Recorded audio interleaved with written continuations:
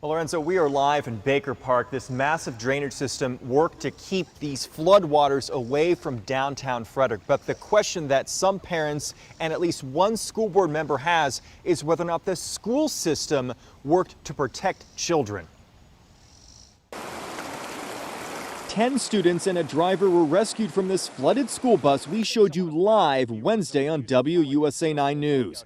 Frederick County Superintendent Terry Alban grateful for the driver's quick action. I thank her for, again, being the professional driver. She responded exactly as she needed to get the help she needed to keep our students safe. But the question some parents and one Frederick County School Board member has, was this potentially deadly situation preventable?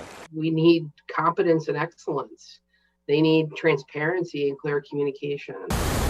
Board member Liz Barrett says Superintendent Alban not canceling school in light of Wednesday's flooding forecasts create a crisis of no confidence in her leadership. I sent the superintendent email and asked her to resign last night because I do think that we are at this place where, in order to move forward and give our community the school system it deserves, we need a pretty significant change. No children or employees were injured in Wednesday's flooding, according to the school district. Superintendent Alban apologized to parents for not canceling school Wednesday morning, but defends her action as a mistake she corrected as soon as possible. We thought that we had some rain, but then a band where we should be able to be okay with a regular dismissal time.